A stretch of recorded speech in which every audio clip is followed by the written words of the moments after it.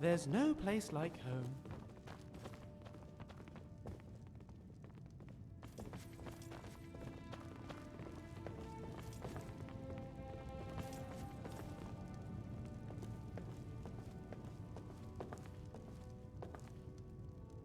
I thought the Thalmor were just a bunch of intolerant, snappy dressers. I wonder why they are involved in this dragon business.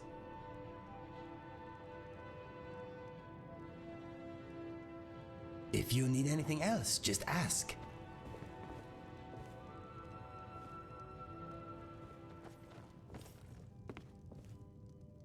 What is on your mind? What would you have me do? Yes? You're the boss.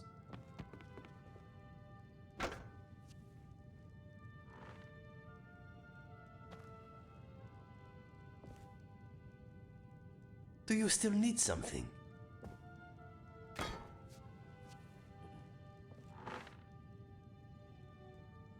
Life is hard and often short. If you ever get the chance to relax, take it. Yes, my friend. Yes, I am ready. Say what you must.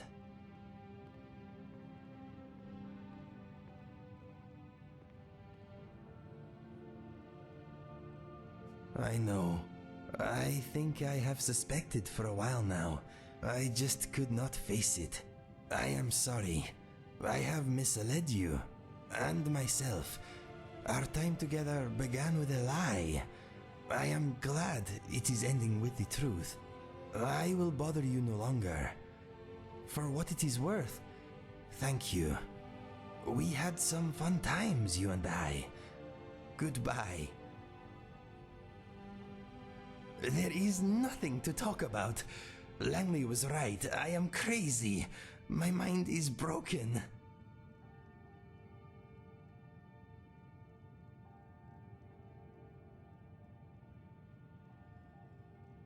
I have been living a lie, and worse, I have drawn you into it also. I am not worthy of your time. What did you call me? Do you really mean it? I will not hold it against you, if you do not. Thank you. That means more than you know. I honestly thought we had a past together, but as time went by, I did begin to doubt myself. You are so similar to the person I once knew. You even smell the same, in a good way. I think deep down I knew my old friend was dead. When I heard about you, wishful thinking became hope. Then hope became need. I needed to believe forgiveness was possible, and if not forgiveness, redemption in death. I deceived myself. It was selfish of me.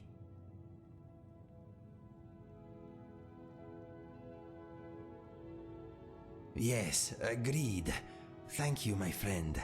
I still have much to live for because of you. I am still in your debt. You gave me a reason to go on. You made me face my past, and now you are helping me come to terms with what I have done. I will follow you to oblivion and back if need be. I did not mean to lie to you, or myself. I am ashamed. I hope in time, I will be able to earn your forgiveness. In the end, I hope our friendship and future adventures will prove more important than how we met. We are a fantastic team, you and I.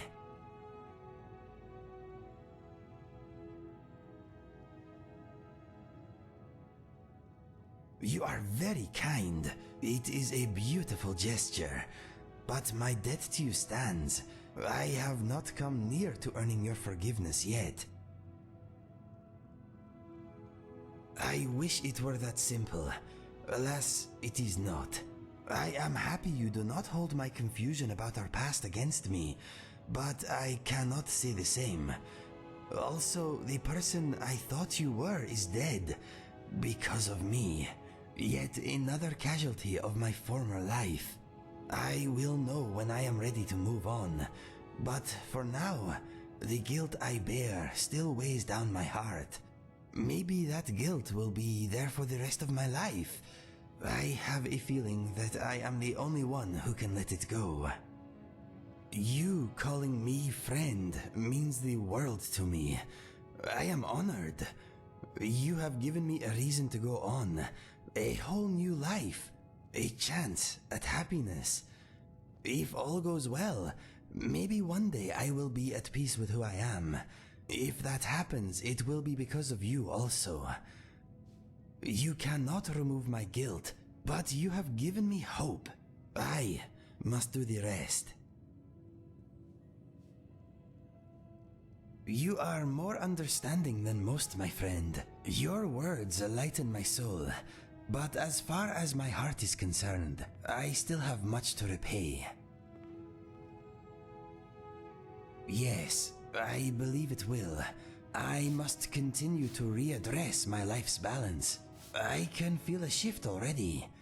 You know, we have had a few adventures, my friend, but I will never forget one particular fight. We surprised a group of filthy bandits in their smelly camp. They all stank of drink, body odor, and ugly thoughts. I had been in my cell for quite a while, and it was more excitement than I was used to. As we fought side by side, I became aware that a new positive force was at work in my life. Despite the unsavory nature of our foes and the sour smell of their pea-stained clothes, I knew that I would always remember that moment fondly. We were magnificent together. When the battle was done and we stood victorious, I knew I was walking a better path. Thank you for helping me unlock my potential, and for giving my heart and soul a second chance.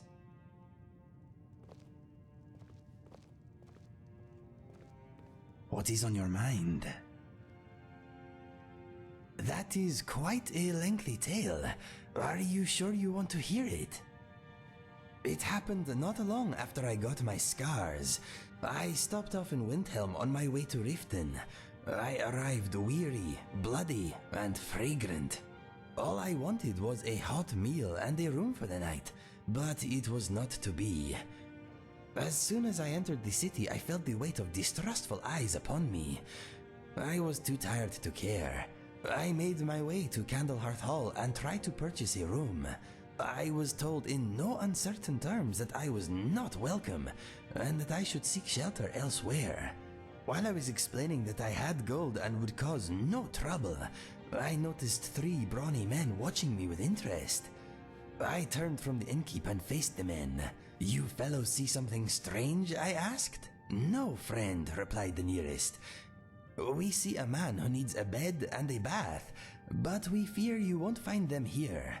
If you have coin, maybe we can help you." I told the men I would happily part with a few coins for a room. They said they were brothers, and for 15 septims, I would be a guest in their home that night. They told me that their mother would be happy to set another place at their table. I did not have many options, so I agreed. The men took me to a deserted alleyway and motioned for me to stop. The youngest brother turned to me and said, "Before we continue, we must have your word that you will keep what we are about to show you to yourself." "No problem," I replied. He nodded, then felt along the stone wall, paused, then knocked 4 times. There was a grinding noise, and a large section slid back to reveal a torchlit passageway. "Who are you people?" I asked as we entered the gap in the wall. "Do not be alarmed," said the eldest brother. "Hot food and a warm bed are waiting up ahead." We pressed on, and the entrance closed behind us. We soon came to a heavy wooden door. The youngest brother stepped forward and again knocked 4 times. I heard a key turn on the other side. A grunt, the door opened, and I was face to face with the oldest woman I have ever seen. "We have a guest, dear mother," said the eldest brother. "Well, come in then. Table set, go wash your hands. You weren't followed, were you?" No, no, he replied, pushing past her. Come in, friend. You're safe, and soon you'll be fed. I stepped inside. I was in a huge stone room full of all manner of useless junk and trinkets. There were no windows and it was very dim, but I could make out a row of beds against the far wall near a large open fire. The old woman looked up at me. Got money? She held out a gnarled hand. Of course, I said, handing it over. Thank you for letting me rest here. What is your name? Everyone just calls me Mother, she said. You can do the same if you like. Makes no difference to me. She motioned for me to sit at a long table where the other men were already eating greedily. I sat and tucked in. There was soup and roast beef and vegetables, and I ate until I thought I was going to rupture. When we were done, I was taken to a corner sectioned off by hanging furs. Inside, there was a steaming bath. I sank into it, felt my poor muscles relax, and shut my eyes. I drifted off. I had some very strange dreams.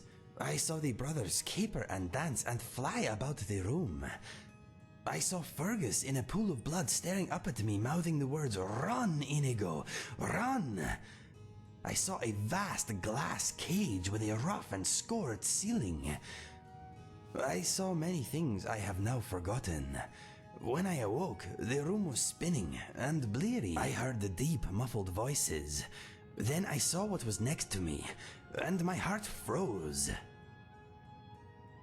What I saw was the king of dragonflies, the largest dragonfly imaginable. He was in a massive jar to my left, and he was spinning about in a frenzy. That is when I realized I was in a jar of my own. I tried to call out for help, but no words came. I looked down at my hands and saw that they were missing.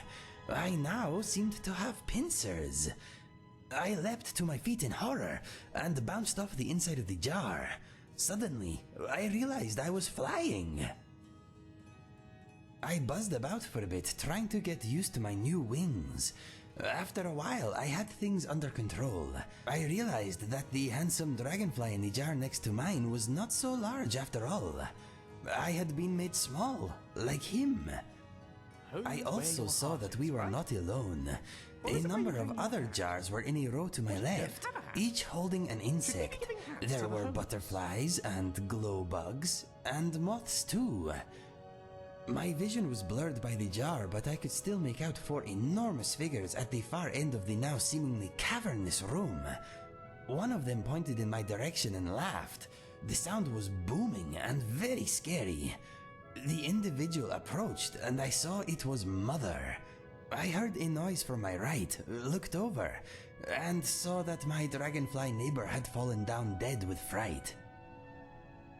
Mother came right up to my jar and tapped an enormous grubby finger against the glass. Her toothless grin filled my view. She then picked up the dragonfly's jar, shook it, scowled, and slammed it back down. She grabbed another jar, this time from my left, removed the lid and plucked out the moth inside. It feebly flapped between her fingers. She held it up to my jar, then forced the poor creature into her mouth. I heard the body crunch between her gums.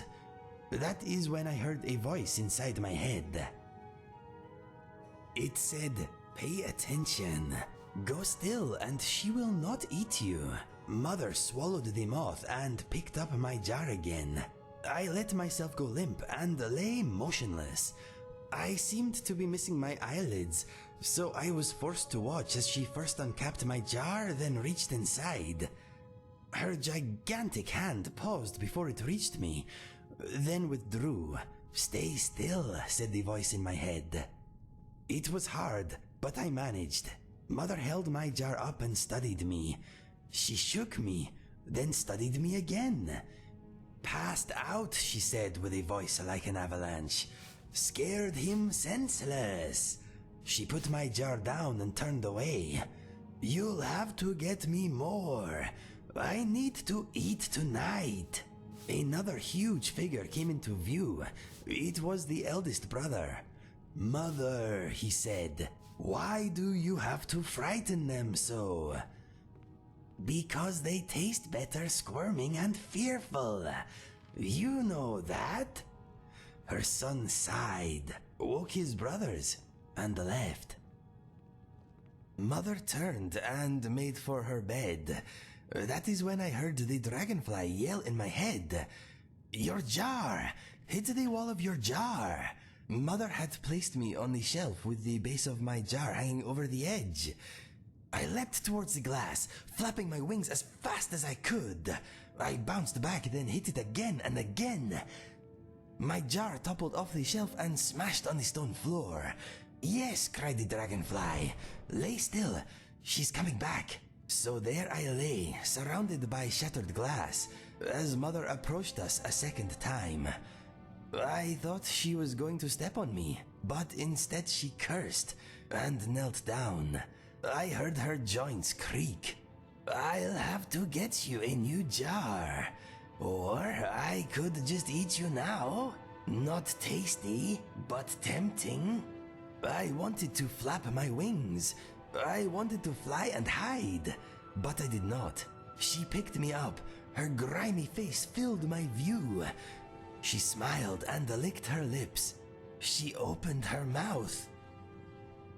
As her mouth drew nearer, I started to flap my wings. I could not help it. I wanted to escape.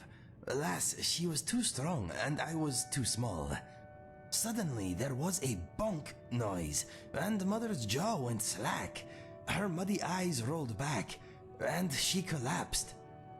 I struggled out from under her hand and saw the dragonfly's jar rolling to a stop near a chair leg. "You knocked her out," I yelled in my mind. "Yes," he replied. I managed to tip my jar onto her head. "Thank you," I said. "What is your name?" He said, "I cannot remember. I have been a dragonfly too long, but there is hope for you." He directed me to a nearby alchemy table and told me to nibble a bit of this and that. He had the antidote memorized. I followed his instructions and soon I felt the worst pins and needles I have ever endured. I passed out, and when I awoke, I was me again. I rushed over to the dragonfly and opened his jar, but he refused to fly out. I heard his voice in my head, but it was weaker, distant somehow. "It is too late for me," he said. "The antidote cannot fix me. I am more dragonfly than man now. Please, reseal my jar. It brings me comfort." I did as I was asked, then placed him on a chair while I retrieved my clothes. I then went to the long table where I had eaten.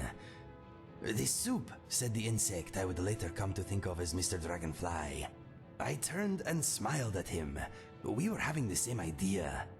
I carried the soup pot to where Mother lay, opened her mouth and splashed some inside. "It will take time. Free the others and leave," said Mr. Dragonfly.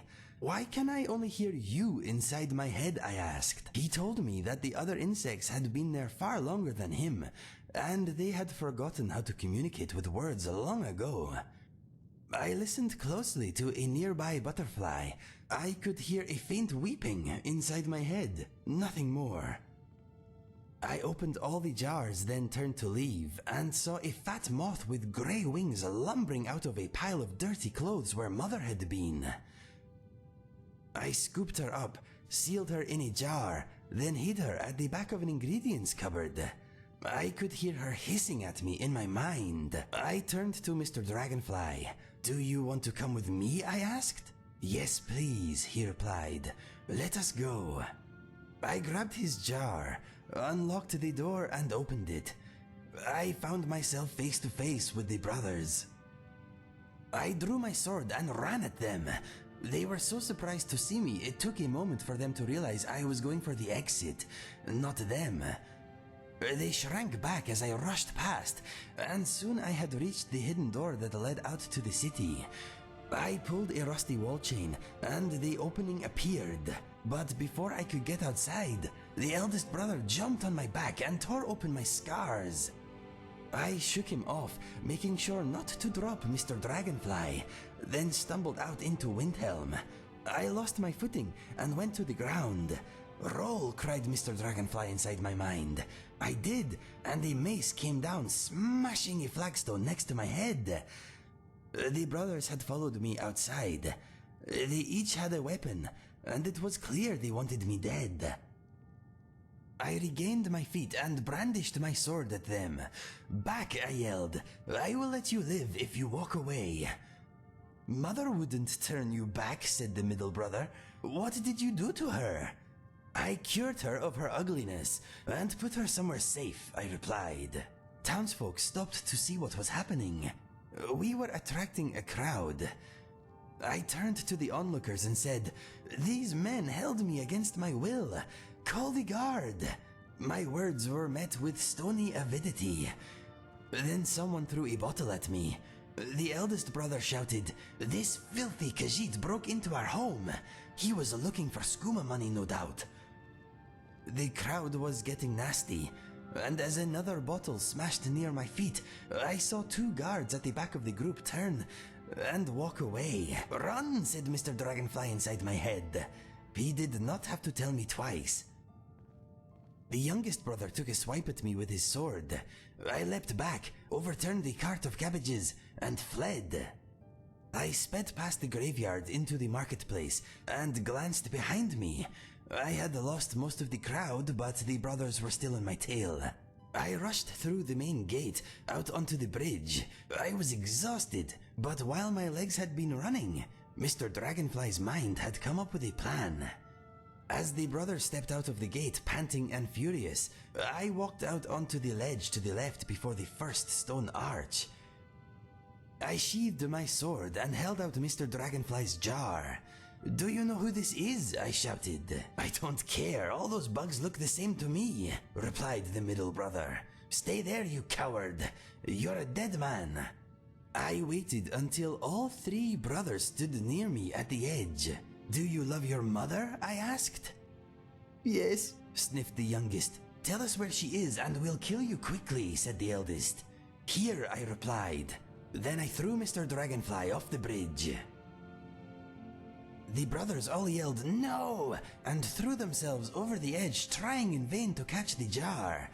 If I had carried out the plan 30 feet along the wall, they may have survived, but the icy water they landed in was very shallow.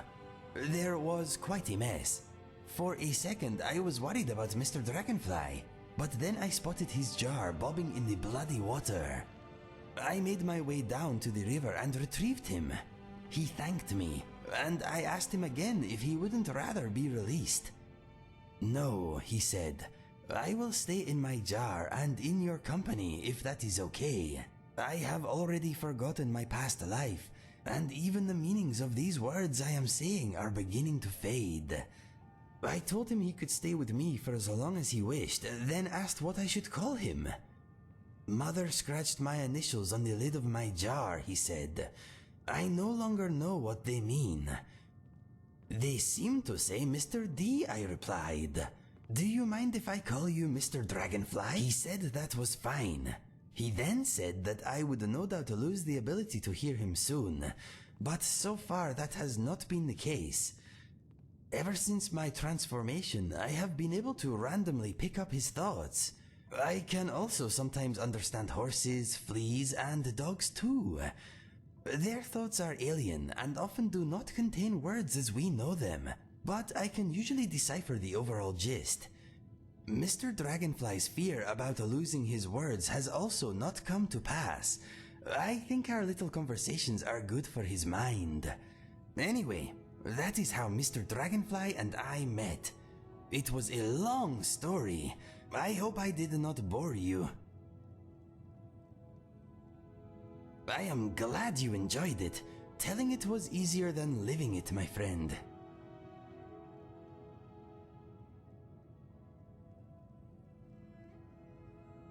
I am okay. How is everything with you? Good. Let us talk of other things. You are generous, but I have a little of my own tucked away. I do not need yours. The same place I keep my bread and writing materials.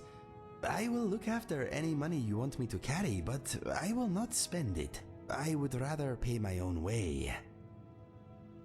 A little. I do not need much. I was wondering though, while we are adventuring together, would you mind if I did some looting of my own? It's a nice Nothing place you've got big, here. but perhaps if I see a gem stuck in a crack in the ground or a few gold pieces you have missed, I could No, keep it what I really won't be a find. shame. What you say?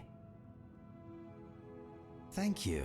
Now the possibility of a future exists. Maybe I should start planning for it. Anyway, did you want to talk about something else?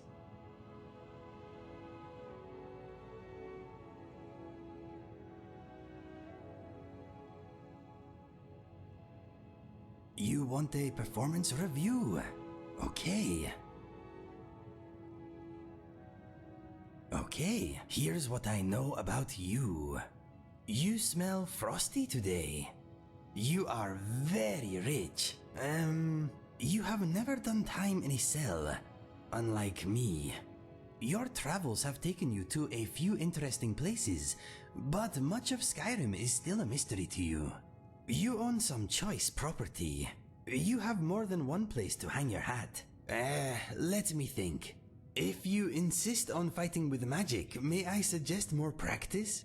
I do not want to be unconscientiously scorched. You are healthy. Try to stay that way. You have been known to influence people's decisions with a mix of body language and craftiness. You are strong, free, and single. Watching you fight one-handed is like watching a fish thrash around with an arrow through its eye. You will get better. You were saved from the executioner's axe by the very force that now threatens this land. You could be our only hope. No pressure. You have great fashion sense. Let's see. You use two-handed weapons from time to time, but they slow you down. With practice, I think you could remedy that. You are not into politics. What else? You are becoming sneaky, but there is still a lot of room for improvement. You are not exactly well-read, but you've learned a thing or two. What have I missed? Oh, you have been practicing with your bow. You show promise. Now, how do I conclude? You are becoming a first-rate adventurer, my friend. Good thing, too. There are still many dangers you are yet to be tested against. I say it as I see it. Let me know if you want another progress report. It is fun judging people.